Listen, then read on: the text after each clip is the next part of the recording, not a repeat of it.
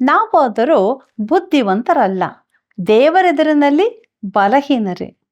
ಸಲಹೆಗಾಗಿ ನಾವು ದೇವರ ಬಳಿಗೆ ಬರಲೇಬೇಕು.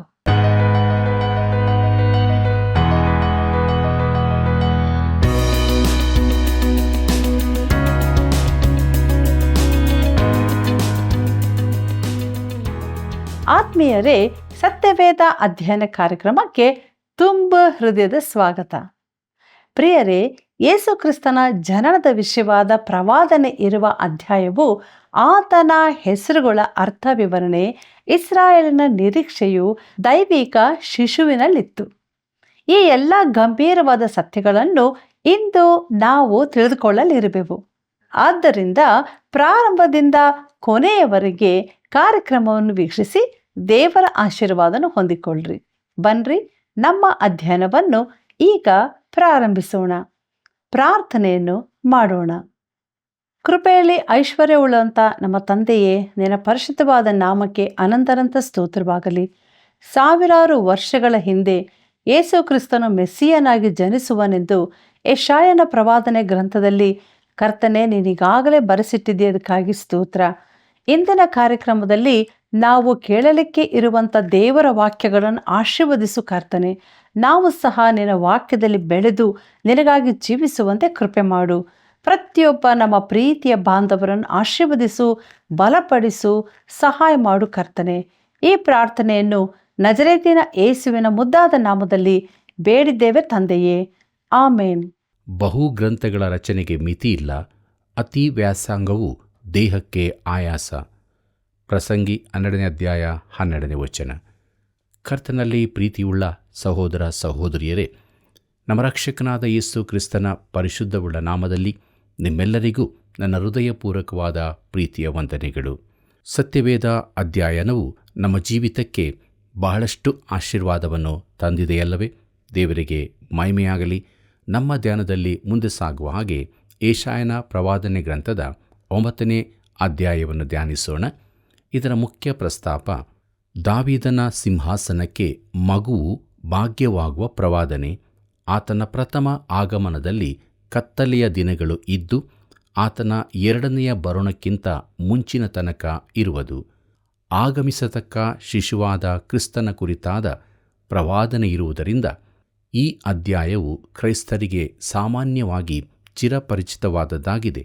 ಮೆಸ್ಸಿಯ ಎಂಬ ರಾಗದಲ್ಲಿ ಹಂಡೇಲನು ಇದನ್ನು ಉಪಯೋಗಿಸಿರುವುದರಿಂದ ಈ ಭಾಗವು ಸಭೆಯವರಲ್ಲಿ ಇನ್ನೂ ಪರಿಚಿತವಾಗಿರುತ್ತದೆ. ಹಂಡೇಲನ ಸಂಗೀತವನ್ನು ಆಲಿಸುವಾಗೆಲ್ಲ ನಾನು ರೋಮಾಂಚನಗೊಳ್ಳುತ್ತೇನೆ.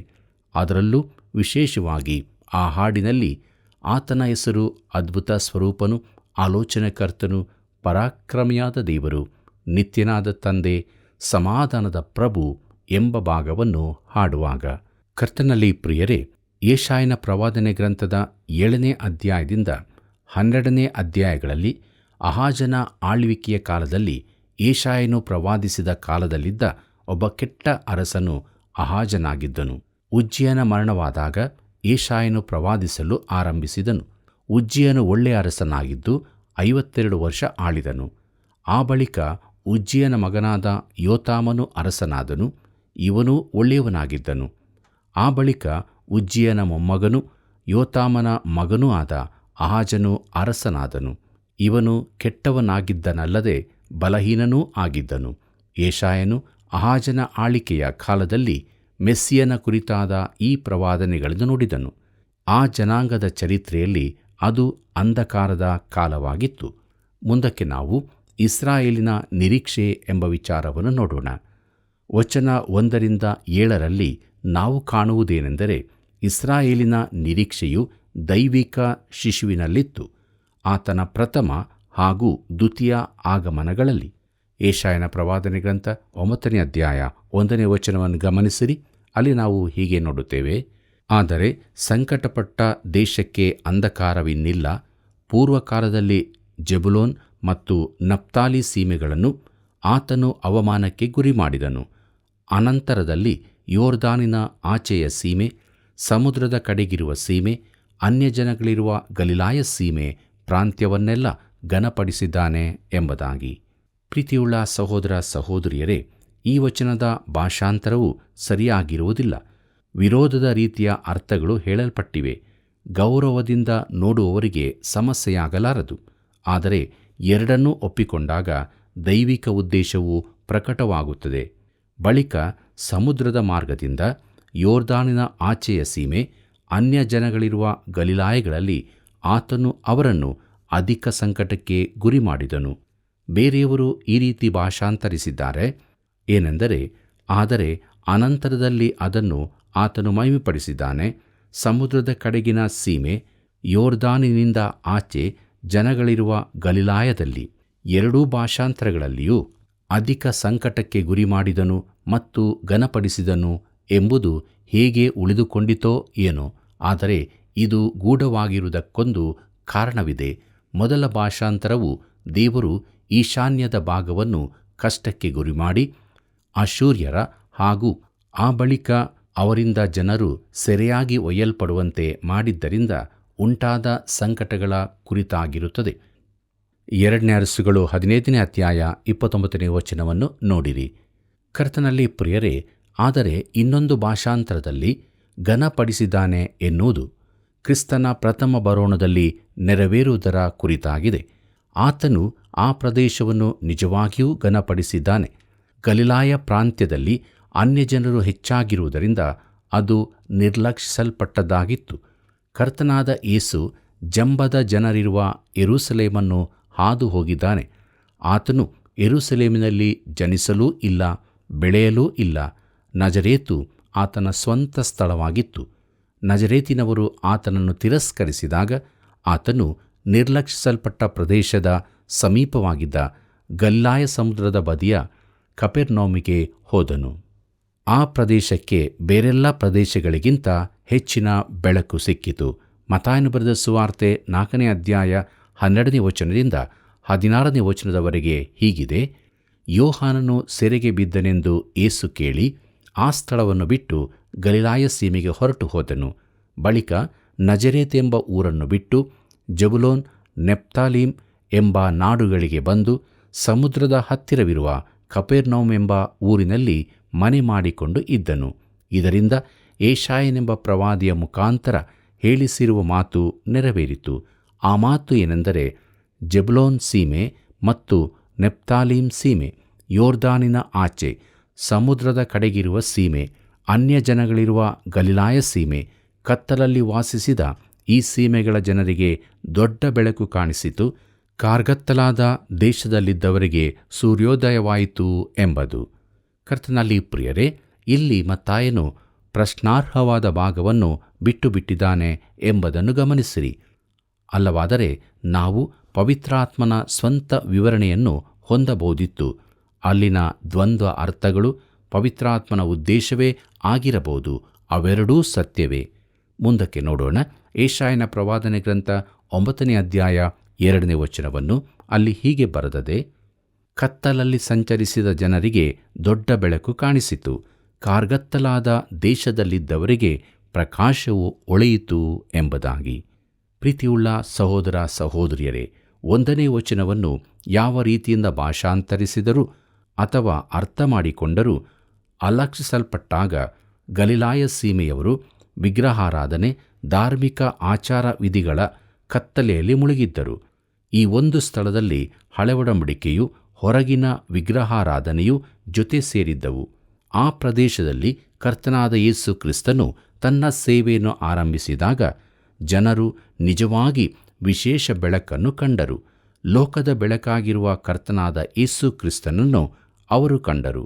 ಯೇಸು ತಿರುಗಿ ಅವರ ಸಂಗಡ ಮಾತಾಡಲಾರಂಭಿಸಿ, ನಾನೇ ಲೋಕಕ್ಕೆ ಬೆಳಕು, ನನ್ನನ್ನು ಅನುಸರಿಸುವವನು ಕತ್ತಲೆಯಲ್ಲಿ ನಡೆಯದೆ ಜೀವ ಕೊಡುವ ಬೆಳಕನ್ನು ಹೊಂದಿದವನಾಗಿರುವನು ಎಂದು ಹೇಳಿದನು.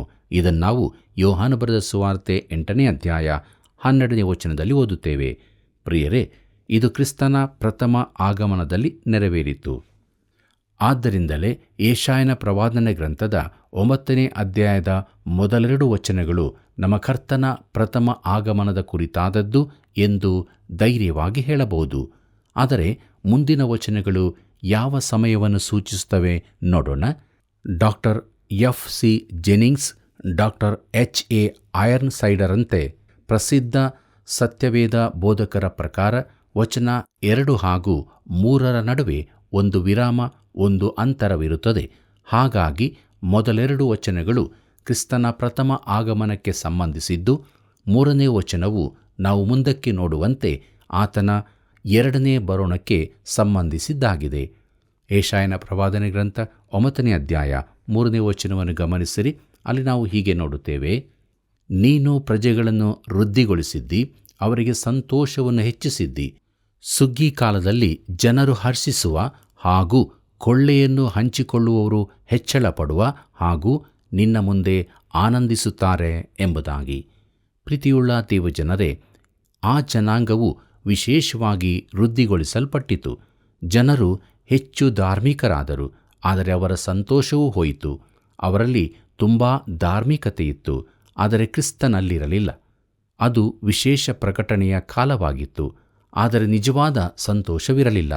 2 ಹಾಗೂ 3ನೇ ವಚನಗಳ ನಡುವಣ ಅಂತರವು ಈಗಾಗಲೇ 2000 ವರ್ಷಗಳಾಗಿವೆ. ಈ ಕಾಲದ ಕುರಿತಾಗಿ ಯೆಶಾಯನು ಯಾಕೆ ಯಾವ ಪ್ರವಾದನೆಯನ್ನು ನುಡಿಯಲಿಲ್ಲ? ಯಾಕಂದರೆ ಈ ಅವಧಿಯಲ್ಲಿ ದೇವರು ಸಭೆಯನ್ನು ಕರೆಯುತ್ತಿದ್ದು, ಯೆಶಾಯನಿಗೆ ಈ ಕುರಿತು ಏನೂ ತಿಳಿದಿರಲಿಲ್ಲ. ರೋಮಾಪುರದವರಿಗೆ ಬರೆದ ಪತ್ರಿಕೆ 16ನೇ ಅಧ್ಯಾಯ 25 ಮತ್ತು 26ರಲ್ಲಿ ಪೌಲನು ಹೀಗೆ ಹೇಳುತ್ತಾನೆ: ಅನಾದಿಯಾಗಿ ಗುಪ್ತವಾಗಿದ್ದ ಮರ್ಮವು ಈಗ ಪ್ರಕಾಶಕ್ಕೆ ಬಂದು, ನಿತ್ಯನಾದ ದೇವರ ಅಪ್ಪಣೆಯ ಪ್ರಕಾರ ಪ್ರವಾದಿಗಳ ಗ್ರಂಥಗಳ ಮೂಲಕ ಅನ್ಯ ಜನರೆಲ್ಲರಿಗೆ ನಂಬಿಕೆಯೆಂಬ ವಿಧೇಯತ್ವವನ್ನು ಉಂಟು ಮಾಡುವುದಕ್ಕೋಸ್ಕರ ತಿಳಿಸಲ್ಪಟ್ಟಿದೆ. ಪ್ರವಾದಿಗಳು ತಾವು ಕಾಣದಿದ್ದದನ್ನು ಹೇಳದೆ ದಾಟಿ ಹೋದರು ಎಂಬುದಾಗಿ. ಪ್ರಿಯರೇ, ನಮ್ಮ ಮುಂದಿರುವ ಭಾಗದಲ್ಲಿ ಯೆಶಾಯನಿಗೂ ಇದು ತಿಳಿದಿರಲಿಲ್ಲ. ಯೆಶಾಯ 63ರಲ್ಲಿ ಯೆಶಾಯನು ಒಂದು ಅಲ್ಪ ವಿರಾಮದೊಂದಿಗೆ ಸುಮಾರು 2000 ವರ್ಷಗಳ ಅವಧಿಯನ್ನು ದಾಟಿ ಹೋದದ್ದನ್ನು ಕಾಣಬಹುದು. ಯೆಶಾಯನ ಕಾಲದಲ್ಲಿನ ಜನರಿಗೆ ಸಭೆಯ ಕುರಿತಾಗಿ ಯಾವ ಪ್ರಕಟಣೆಯೂ ಇದ್ದಿರಲಿಲ್ಲ. ಆದರೆ ಈಗ ಸಭೆಯು ಪ್ರಕಟವಾಗಿರುತ್ತದೆ ಮತ್ತು ಈ ಅವಧಿಯು ತುಂಬಿಸಲ್ಪಟ್ಟಿದೆ. ಇದರಿಂದಾಗಿ ಈ ಅಧ್ಯಾಯದ ಮುಂದಿನ ಭಾಗವು ಇಸ್ರಾಯೇಲ್ಯರಿಗೆ ಸಂಬಂಧಪಟ್ಟದೆಂದು, ವೃದ್ಧಿಸಲ್ಪಟ್ಟ ಜನಾಂಗವು ಅಹಾಜನ ಅರಸುತನದಲ್ಲಿದ್ದ ಜನಾಂಗವೆಂದು ತಿಳಿಯುತ್ತದೆ. ಪೌಲನು ನಂಬಿಕೆಯೆಂಬ ವಿಧೇಯತ್ವವನ್ನು ಉಂಟು ಮಾಡುವುದಕ್ಕೋಸ್ಕರ ತಿಳಿಸಲ್ಪಟ್ಟಿದೆ ಎಂದು ಹೇಳುತ್ತಾನೆ. ಆದ್ದರಿಂದ ಸಭೆಯ ಪ್ರಕಟಣೆಯು ಬೇರೆಯೇ ಸಮೂಹಕ್ಕಾಗಿರುವಂಥದ್ದು. ಯೆಶಾಯನು ಒಂದು ಜನಾಂಗದ ಕುರಿತು ಮಾತ್ರ ಮಾತನಾಡುತ್ತಿದ್ದಾನೆ. ಅದು ಅವನ ಸ್ವಂತ ಜನವಾದ ಇಸ್ರಾಯೇಲೇ. ಯೆಶಾಯನ ಪ್ರವಾದನೆ ಗ್ರಂಥ 9ನೇ ಅಧ್ಯಾಯ 5ನೇ ವಚನ ಹೀಗೆ ಹೇಳುತ್ತದೆ: ಯುದ್ಧದ ಗದ್ದಲದಲ್ಲಿ ತುಳಿದಾಡಿದವರೆಲ್ಲರ ಮೆಟ್ಟುಗಳು, ರಕ್ತದಲ್ಲಿ ಹೊರಳಾಡಿಸಿದ ಉಡುಪುಗಳು ಅಗ್ನಿಗೆ ಆಹಾರವಾಗಿ ಸುಟ್ಟು ಹೋಗುವವು ಎಂಬುದಾಗಿ. ಪ್ರೀತಿಯುಳ್ಳ ದೇವಜನರೇ, ಕೆಲವು ವರ್ಷಗಳ ಹಿಂದೆ ಮ್ಯೂನಿಕ್ ಒಲಿಂಪಿಕ್ಸ್ನಲ್ಲಿ ಯಹೂದಿ ಕ್ರೀಡಾಳುಗಳ ಯೌವನಸ್ಥರು ಕೊಲ್ಲಲ್ಪಟ್ಟದ್ದು ಎಂಥ ದುಃಖದ ಸಂಗತಿಯಾಗಿತ್ತು. ಅವರು ಉಗ್ರಗಾಮಿಗಳಿಂದ ಕೊಲ್ಲಲ್ಪಟ್ಟರು. ಅವರ ಮೃತ ದೇಹಗಳನ್ನು ಇಸ್ರಾಯೇಲಿಗೆ ಕಳಿಸಿದಾಗ ಅವರ ಕುಟುಂಬಸ್ಥರಲ್ಲದೆ ಇಡೀ ರಾಷ್ಟ್ರವೇ ಶೋಕಿಸಿತು. ಇದರ ಹಿಂದೆ ಏನಿದೆ? ಇಸ್ರಾಯೇಲು ತಮಗಿದ್ದ ಒಬ್ಬ ಮೆಸ್ಸಿಯನನ್ನು ತಿರಸ್ಕರಿಸಿದರು. ಆತನು ಸಮಾಧಾನ ಪ್ರಭುವಾಗಿದ್ದನು. ಈ ಗೊಂದಲಮಯ ಹಿಂಸೆಗೊಳಗಾದ ದೇಶಕ್ಕೆ ಆತನೊಬ್ಬನೇ ಸಮಾಧಾನ ತರಬಲ್ಲವನಾಗಿದ್ದನು. ಪ್ರಿಯರೇ, ಈ ವಚನಗಳು 3ನೇ ವಚನದ ಪ್ರಸ್ತಾಪವನ್ನು ಪೂರ್ತಿಗೊಳಿಸುವಂತೆ ಅವು ಈಗಿನ ಸಮಯದಿಂದಾಚೆಗೆ ಮುಂದೆ ಬರಲಿರುವ ಮಹಾಸಂಕಟದೆಡೆಗೆ ನೋಡುವಂಥವುಗಳಾಗಿವೆ. ಈಗ ಅವರ ಮೆಸ್ಸಿಯನ ಆಗಮನದ ಮುಂತಿಳಿಸುವಿಕೆಯನ್ನು ನೋಡಲಿದ್ದೇವೆ. ಯೆಶಾಯನ ಪ್ರವಾದನೆ ಗ್ರಂಥ 9ನೇ ಅಧ್ಯಾಯ 6 ಮತ್ತು 7ನೇ ವಚನಗಳನ್ನು ಗಮನಿಸಿರಿ. ಅಲ್ಲಿ ಹೀಗೆ ಬರೆದದೆ: ಒಂದು ಮಗು ನಮಗಾಗಿ ಹುಟ್ಟಿದೆಯಷ್ಟೇ, ವರದ ಮಗನು ನಮಗೆ ದೊರೆತನು. ಆಡಳಿತವು ಅವನ ಬಾಹುವಿನ ಮೇಲಿರುವುದು. ಅದ್ಭುತ ಸ್ವರೂಪನು, ಆಲೋಚನಕರ್ತನು, ಪರಾಕ್ರಮಿಯಾದ ದೇವರು, ನಿತ್ಯನಾದ ತಂದೆ, ಸಮಾಧಾನದ ಪ್ರಭು ಎಂಬವು ಅವನ ಹೆಸರು. ಅವನ ಮುಖಾಂತರ ದಾವೀದನ ಸಿಂಹಾಸನದ ಆಡಳಿತವು ಅಭಿವೃದ್ಧಿಯಾಗುವುದು. ದಾವೀದನ ರಾಜ್ಯದಲ್ಲಿ ನಿತ್ಯ ಸಮಾಧಾನವಿರುವುದು. ಆ ರಾಜ್ಯವು ಇಂದಿನಿಂದ ಯಾವಾಗಲೂ ನೀತಿ ನ್ಯಾಯಗಳ ಮೂಲಕ ಸ್ಥಾಪಿತವಾಗಿ ಸ್ಥಿರಗೊಳ್ಳುವುದು. ಸೇನಾಧೀಶ್ವರನಾದ ಯೆಹೋವನ ಆಗ್ರಹವು ಇದನ್ನು ನೆರವೇರಿಸುವುದು ಎಂಬುದಾಗಿ. ಕರ್ತನಲ್ಲಿ ಪ್ರಿಯರೇ, ಇದು ಹೇಗೆ ಸಂಭವಿಸುತ್ತದೆ? ಸೇನಾಧೀಶ್ವರನಾದ ಯೆಹೋವನ ಆಗ್ರಹವು ಇದನ್ನು ನೆರವೇರಿಸುವುದು ಎಂಬುದಾಗಿ ನೋಡುವಾಗ, ಇದು ಕ್ರಿಸ್ತನ ಆಗಮನದ ಕುರಿತಾಗಿ ಹೇಳಲ್ಪಟ್ಟದ್ದೋ? ಹೆಚ್ಚಿನ ಕ್ರೈಸ್ತರು ಇದನ್ನು ಒಪ್ಪಿಕೊಳ್ಳುತ್ತಾರೆ, ಯಾಕಂದರೆ ಕ್ರಿಸ್ತ ಜಯಂತಿಯ ಸಮಯದಲ್ಲಿ ಈ ಭಾಗವನ್ನು ಹೇಳುತ್ತಾರೆ. ಆದರೆ ನನ್ನ ಪ್ರಕಾರ ಇದು ಕ್ರಿಸ್ತನ ಎರಡನೇ ಬರೋಣದ ಕುರಿತಾದದ್ದು. ಆಗ ಆತನು ಇಸ್ರಾಯೇಲ್ ಜನಾಂಗಕ್ಕಾಗಿ ಹುಟ್ಟುವನು. ಇದು ಕ್ರಿಸ್ತನ ಎರಡನೇ ಬರೋಣದ ವಿಚಾರದ ಪ್ರವಾದನೆಯೇ ಆಗಿದೆ. ಹಾಗೆಯೇ ಯೆಶಾಯ 53ರಲ್ಲಿ ಆತನ ಪ್ರಥಮ ಆಗಮನದ ಕುರಿತಾಗಿದೆ. ವಚನ 3ರಲ್ಲಿ ನಾವು ಪ್ರಾರಂಭಿಸಿದ ಯೋಚನಾ ವಿಷಯವನ್ನು ಈ ವಚನಗಳು ಮುಂದುವರಿಸುತ್ತವೆ ಮತ್ತು ಕ್ರಿಸ್ತನ ಎರಡನೇ ಬರೋಣವನ್ನು ಮುನ್ನೋಡುತ್ತವೆ. ಕರ್ತನಲ್ಲಿ ಪ್ರಿಯರೇ, ಇಸ್ರಾಯೇಲ್ ಜನಾಂಗಕ್ಕೆ ಕ್ರಿಸ್ತನು ಹುಟ್ಟಲಿದ್ದಾನೆಂಬುದನ್ನು ಸರಿಯಾಗಿ ತಿಳಿಸುವುದವಶ್ಯ. ಇಸ್ರಾಯೇಲು ಒಮ್ಮೆಲೇ ಒಂದು ಜನಾಂಗವಾಗಿ ಹುಟ್ಟಲಿದೆ. ಯೆಶಾಯನ ಪುಸ್ತಕದ ಕೊನೆಯ ಅಧ್ಯಾಯದಲ್ಲಿ ಸರಿಯಾಗಿ ತಿಳಿಸಲಾಗಿದೆ. ಅದೇನೆಂದರೆ, ಆಹಾ, ಬೇನೆ ತಿನ್ನುವುದರೊಳಗೆ ಹೆರಿಗೆಯಾಯಿತು, ಪ್ರಸವ ವೇದನೆ ಇನ್ನೂ ಕಾಣದಿರುವಲ್ಲಿ ಗಂಡನ್ನು ಹಡೆದಳು. ಇಂಥ ಸುದ್ದಿಯನ್ನು ಯಾರು ಕೇಳಿದ್ದಾರೆ? ಇಂಥ ಸಂಗತಿಯನ್ನು ಕಂಡವರಾರು? ಒಂದು ದಿನದಲ್ಲಿ ರಾಷ್ಟ್ರವು ಹುಟ್ಟೀತೆ, ಕ್ಷಣ ಮಾತ್ರದಲ್ಲಿ ಜನಾಂಗವನ್ನು ಹೆರಲಿಕ್ಕಾದೀತೆ. ಹೌದು, ಚಿಯೋನೆಂಬಾಕೆಯು ಬೇನೆ ತಿಂದು ತನಗಾಗಿ ಮಕ್ಕಳನ್ನು ಹಡೆದಿದ್ದಾಳೆ ಎಂಬುದಾಗಿ ಯೆಶಾಯನ ಪ್ರವಾದನೆ ಗ್ರಂಥ 66ನೇ ಅಧ್ಯಾಯ 7 ಮತ್ತು 8ನೇ ವಚನದಲ್ಲಿ ಇದನ್ನು ನಾವು ನೋಡುತ್ತೇವೆ. ಕರ್ತನಲ್ಲಿ ಪ್ರಿಯರೇ, ಒಂದು ಮಗುವಿನಿಂದಾಗಿ ಇಸ್ರಾಯೇಲು ಭವಿಷ್ಯದಲ್ಲಿ ಬಿಡುಗಡೆ ಹೊಂದಬೇಕಾಗಿದೆ.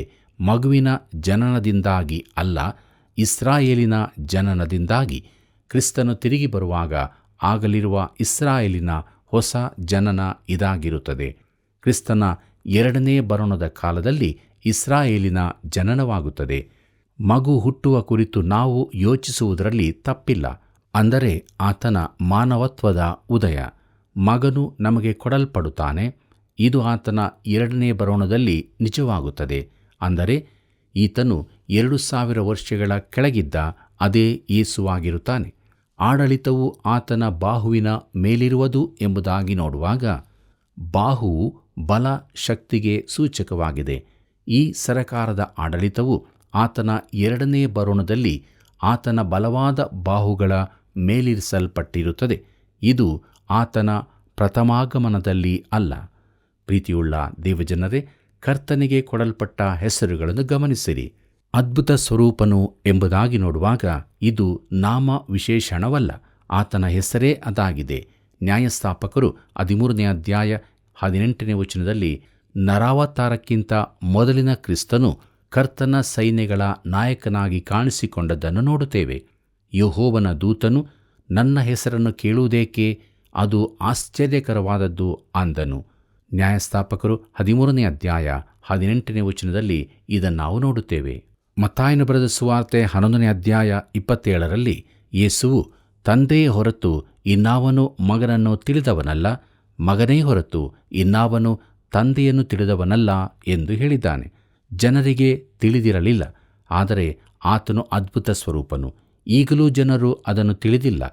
ಕ್ರೈಸ್ತರು ಆತನನ್ನು ರಕ್ಷಕನೆಂದು ನಂಬಿದ್ದಾರೆ, ಆದರೆ ಆತನು ಎಷ್ಟು ಅದ್ಭುತನೆಂಬುದನ್ನು ತಿಳಿಯದವರಾಗಿದ್ದಾರೆ. ಪ್ರೀತಿಯುಳ್ಳ ದೇವಜನರೇ, ಎರಡನೇ ಬಾರಿ ಆತನು ಈ ಭೂಮಿಗೆ ಬರುವಾಗ ಎಲ್ಲ ವಿರೋಧತ್ವವನ್ನು ನಿರ್ಮೂಲ ಮಾಡುತ್ತಾನೆ ಮತ್ತು ಲೋಕವನ್ನು ಆಳುತ್ತಾನೆ. ಆತನ ಹೆಸರು ಅದ್ಭುತನು, ಆಲೋಚನಕರ್ತನು. ಆತನು ಮಾನವರ ಸಲಹೆಯನ್ನು ಕೇಳಲಿಲ್ಲ, ಜನರ ಬುದ್ಧಿವಾದವನ್ನೂ ಪಡೆಯಲಿಲ್ಲ. ಕರ್ತನ ಮನಸ್ಸನ್ನು ತಿಳಿದವನಾರು? ಆತನಿಗೆ ಆಲೋಚನಕರ್ತನು ಯಾರು ಎಂಬುದಾಗಿ ರೋಮಾಪುರದವರಿಗೆ ಬರೆದ ಪತ್ರಿಕೆ 11ನೇ ಅಧ್ಯಾಯ 34ನೇ ವಚನದಲ್ಲಿ ಓದುತ್ತೇವೆ. ಪ್ರಿಯರೇ, ದೇವರಿಗೆ ಆಲೋಚನೆ ಹೇಳುವವರು ಇರುವುದಿಲ್ಲ. ಕರ್ತನಾದ ಯೇಸು ಕ್ರಿಸ್ತನು ಎಂದೂ ತನ್ನ ಶಿಷ್ಯರನ್ನು ಕರೆದು ಈಗೇನು ಮಾಡೋಣ ಎಂದು ಕೇಳಿರಲಿಲ್ಲ. ಸತ್ಯವೇದದಲ್ಲಿ ಈ ರೀತಿ ಎಲ್ಲೂ ಬರೆದಿಲ್ಲ. ಆದರೆ ಆತನು ಅವರನ್ನು ಕರೆದು, ಇದು ನನ್ನ ತಂದೆಯ ಚಿತ್ತವಾದ್ದರಿಂದ ನಾನು ಹೀಗೆ ಮಾಡುತ್ತೇನೆ ಎಂದು ಹೇಳಿರುತ್ತಾನೆ. ಕ್ರಿಸ್ತನು ನಮಗೆ ಜ್ಞಾನವಾಗಿ ಮಾಡಲ್ಪಟ್ಟಿದ್ದಾನೆ ಎಂಬುದಾಗಿ ಕೊರಿಂಥದವರಿಗೆ ಬರೆದ ಮೊದಲನೇ ಪತ್ರಿಕೆ 1ನೇ ಅಧ್ಯಾಯ 30ನೇ ವಚನದಲ್ಲಿ ಓದುತ್ತೇವೆ. ಪ್ರಿಯರೇ, ನಮ್ಮಲ್ಲಿ ಹೆಚ್ಚಿನವರು ಬುದ್ಧಿವಂತರಲ್ಲ. ನಾವು ಸಲಹೆಗಾಗಿ ಆತನ ಬಳಿಗೇನೇ ಹೋಗಬೇಕು. ಪರಾಕ್ರಮಿಯಾದ ದೇವರು ಎಂಬುದಾಗಿ ನೋಡುವಾಗ ಈ ಹೆಸರಿನ ಇಬ್ರಿಯ ಪದ ಎಲ್ ಗಿಬೋರ್ ಎಂದಿದೆ. ಆತನಿಗೆ ಎಲ್ಲಾ ಶಕ್ತಿಯೂ ಕೊಡಲ್ಪಟ್ಟಿದೆ. ಆತನು ಸರ್ವಶಕ್ತನಾದ ದೇವರು. ಮರಿಯಳ ಮಡಿಲಲ್ಲಿ ಮಲಗಿದ್ದ ಶಿಶುವು ಇಡೀ ವಿಶ್ವವನ್ನು ಒಟ್ಟಾಗಿರಿಸಿದೆ. ಆತನು ಹೇಳಿದ್ದಾನೆ, ಪರಲೋಕದಲ್ಲಿಯೂ ಭೂಲೋಕದಲ್ಲಿಯೂ ಎಲ್ಲ ಅಧಿಕಾರವು ನನಗೆ ಕೊಡಲ್ಪಟ್ಟಿದೆ ಎಂದು. ನಿತ್ಯನಾದ ತಂದೆ, ಅವಿ ಆದ್, ನಿತ್ಯಕಾಲದ ತಂದೆ. ಇದರ ಅರ್ಥ ಸಮಯ, ಕಾಲ, ಯುಗಗಳು ಎಲ್ಲವನ್ನು ನಿರ್ಮಿಸಿದವನು ಆತನೇ. ಆತನ ಮೂಲಕವಾಗಿ ಸಮಸ್ತವೂ ಉಂಟಾಯಿತು. ಉಂಟಾಗಿರುವ ವಸ್ತುಗಳಲ್ಲಿ ಆತನಿಲ್ಲದೆ ಒಂದಾದರೂ ಉಂಟಾಗಲಿಲ್ಲ. ಯೋಹಾನ ಬರೆದ ಸುವಾರ್ತೆ 1ನೇ ಅಧ್ಯಾಯ 3ನೇ ವಚನದಲ್ಲಿ ಇದನ್ನು ನಾವು ಓದುತ್ತೇವೆ. ಪ್ರಿಯರೇ, ಕೊಲೊಸ್ಸೆಯವರಿಗೆ ಬರೆದ ಪತ್ರಿಕೆ 1ನೇ ಅಧ್ಯಾಯ 16ನೇ ವಚನದಲ್ಲಿ ಪೌಲನು ಹೇಳುತ್ತಾನೆ, ಭೂಪರಲೋಕಗಳಲ್ಲಿರುವ ದೃಶ್ಯವಾದವುಗಳೆಲ್ಲವೂ, ಸಿಂಹಾಸನಗಳಾಗಲಿ, ಪ್ರಭುತ್ವಗಳಾಗಲಿ, ದೊರೆತನಗಳಾಗಲಿ, ಅಧಿಕಾರಗಳಾಗಲಿ ಆತನಲ್ಲಿ ಸೃಷ್ಟಿಸಲ್ಪಟ್ಟವು. ಸರ್ವವು ಆತನ ಮುಖಾಂತರವಾಗಿಯೂ ಆತನಿಗೋಸ್ಕರವಾಗಿಯೂ ಸೃಷ್ಟಿಸಲ್ಪಟ್ಟಿತು ಎಂಬುದಾಗಿ. ಇಬ್ರಿಯರಿಗೆ ಬರೆದ ಪತ್ರಿಕೆ 1ನೇ ಅಧ್ಯಾಯ 2ನೇ ವಚನದಲ್ಲಿ ಹೀಗಿದೆ, ಈ ಅಂತ್ಯ ದಿನಗಳಲ್ಲಿ ನಮ್ಮ ಸಂಗಡ ಮಗನ ಮುಖಾಂತರ ಮಾತನಾಡಿದ್ದಾನೆ. ಈತನನ್ನು ಎಲ್ಲಕ್ಕೂ ಬಾಧ್ಯನನ್ನಾಗಿ ನೇಮಿಸಿದನು. ಈತನ ಮೂಲಕವೇ ಜಗತ್ತನ್ನು ಉಂಟು ಮಾಡಿದನು ಎಂಬುದಾಗಿ. ಪ್ರಿಯರೇ, ಜಗತ್ತನ್ನು ಎಂಬುದು ನಿಜವಾಗಿಯೂ ಯುಗಗಳನ್ನು ಎಂದು ಆಗಬೇಕಿತ್ತು. ಈ ಹೆಸರಿನ ಅರ್ಥ ಇದೇ. ಆತನು ನಿತ್ಯಕಾಲದ ತಂದೆಯಾಗಿದ್ದಾನೆ. ಮುಂದಕ್ಕೆ ನೋಡುತ್ತೇವೆ, ಸಮಾಧಾನದ ಪ್ರಭು, ಸಾರ್ ಶಾಲೋಹಿಮ್. ಆತನು ಆಳಿಕೆಗೆ ಬರುವ ತನಕ ಈ ಲೋಕದಲ್ಲಿ ಸಮಾಧಾನವಿರಲಾರದು. ಆತನ ಆಳಿಕೆ ಸ್ಥಗಿತವಾದದಲ್ಲ, ಸತತವಾದ ಬೆಳವಣಿಗೆಯೂ ಅಭಿವೃದ್ಧಿಯೂ ಇರುತ್ತದೆ. ಯೇಸು ಆಳುವಾಗ ದಿನಗಳು ಒಂದೇ ರೀತಿಯಾಗಿರುವುದಿಲ್ಲ. ಆತನು ದಾವೀದನ ಸಿಂಹಾಸನವನ್ನು ಹೊಂದುವನು. ಆತನ 2ನೇ ಬರುಣದಲ್ಲಿ ಆತನು ಅಕ್ಷರಶಃ ಸಿಂಹಾಸನ ರೂಢನಾಗುವನು. ಆತನ ಆಳ್ವಿಕೆಯಲ್ಲಿ ನ್ಯಾಯಕ್ಕೆ ಪ್ರಥಮ ಸ್ಥಾನವಿರುವುದು. ದೇವರ ಆಗ್ರಹವು ಇದನ್ನು ನೆರವೇರಿಸುವುದು.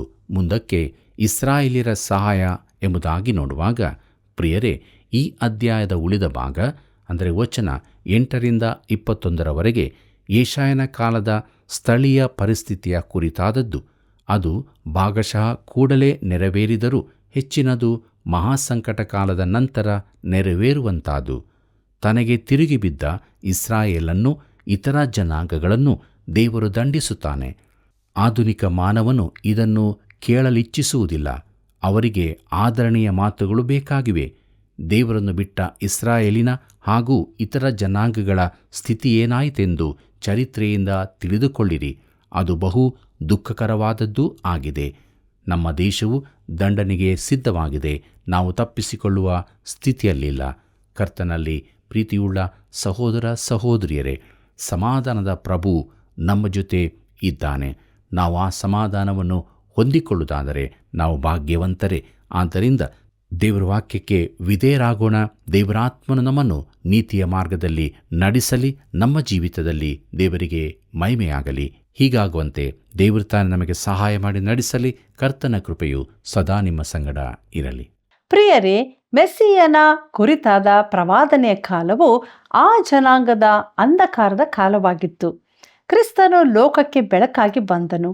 ಕರ್ತನಿಗೆ ಕೊಡಲ್ಪಟ್ಟ ಹೆಸರಿನ ಅರ್ಥಗಳನ್ನು ತಿಳಿದುಕೊಂಡೆವು ಅಲ್ವಾ? ನಂಬಿಕೆಯಿಂದ ವಿಧೇಯತದ ವಿಷಯದಲ್ಲಿ ದೇವರ ವಾಕ್ಯ ನಮ್ಮ ಸಂಗಡ ಮಾತಾಡಿರುವಾಗ ನಾವೇನು ಮಾಡಬೇಕು? ನಂಬಿಕೆಯಿಂದ ಕ್ರಿಸ್ತನನ್ನು ಹಿಂಬಾಲಿಸಿ ದೇವರ ಮಕ್ಕಳಾಗಿ ಜೀವಿಸೋಣ. ಪ್ರಿಯ ವೀಕ್ಷಕರೇ, ಹೇಗಿತ್ತು ಸತ್ಯವೇದ ಅಧ್ಯಯನ? ನೀವೆಲ್ಲರೂ ಸಂತೋಷವಾಗಿದ್ದೀರಾ ಅಲ್ವಾ? ನಿಮ್ಮ ಪ್ರಾರ್ಥನಾ ಮನವಿಗಳನ್ನು ಹಿಂದೆ ನಮಗೆ ಕರೆ ಮಾಡಿ ತಿಳಿಯಪಡಿಸಿರಿ. ಮತ್ತೆ ಭೇಟಿಯಾಗೋಣ. ವಂದನೆಗಳು.